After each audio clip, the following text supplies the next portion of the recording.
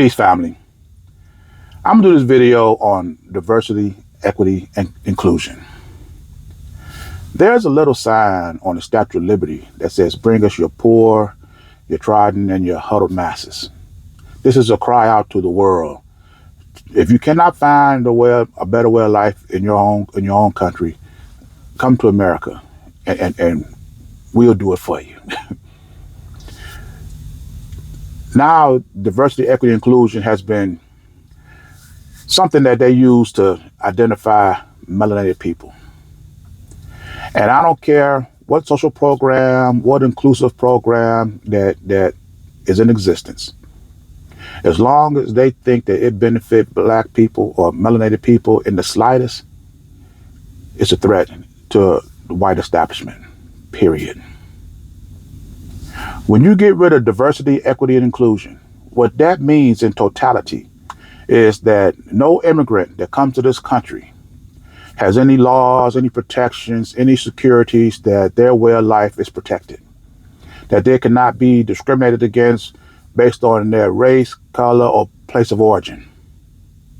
This is the underlying reason for diversity, equity, and inclusion. And if you're going to take this away, then you might as well take that sign off the Statue of Liberty and basically shut the doors to this country.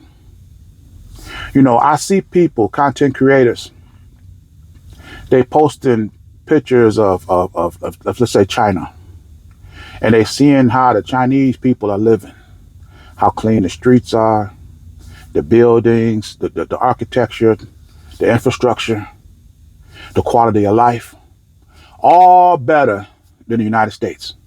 But yet the United States say that they're the greatest country on earth.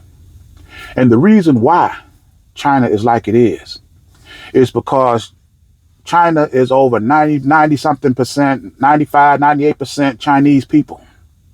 All the laws, practices, and legislation goes to benefit Chinese people. So whatever 2 or 3% or whatever nationality make up China, they don't care, as long as the vast majority of their efforts benefit the Chinese people. Did you know in the country of China, you have children 4 and 5 years old, and you see the images, the 3 and 4 lane on highways and big busy streets, subways. China has 4 and 5 year olds going from their home to their relative's home on the other side of town by themselves to learn how to navigate their way through the city. And if a child gets confused or get lost, it pulls up a card, a colored card, indicating that he's confused, and they get help from other Chinese citizens and to get them to where they want to go. Try that in the United States. The reason why this program is so functional in China is because all the Chinese people there have all went through that same process. They remember when they were children and their parents sending them out into the world 4 and 5 years old by themselves to go to their aunties, their uncles, their brother's house. That could be 20, 30, 40, I don't care how many miles away. And they make it there and back safely.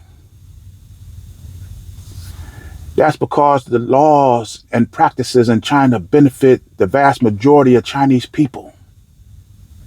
All United States care about is money. You can't send your child to the corner store in the United States and hope that they come back in the same condition they was when they left. Melanated people, we don't have to continue along this path. There is enough of us to come together and build independent communities to sustain our own existence. We can have laws, procedures, legislation that benefit. You look at Detroit, Chicago, wherever you have cities that have large population of black people. We can create laws and institutions in our community that will benefit our people right here. We can make pockets of China mandated reality right here in the United States. We don't have to leave America. All we have to do is displace America. Get their laws, their practices, their procedures out of our community, replace them with ours, and we can travel within our community safely. We can create jobs for our people that pay us fairly and hire us properly. We can promote and celebrate our own people. It makes no sense for this country to be 250 years old, and then they come up with this Project 2025 to now get right where they didn't have 500 years to correct. So I'm in this video here. Just consider what I'm saying. Does it make any sense?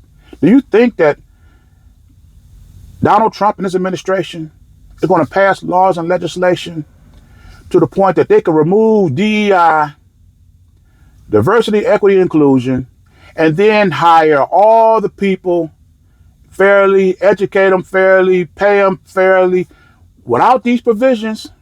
Do that make any sense to you?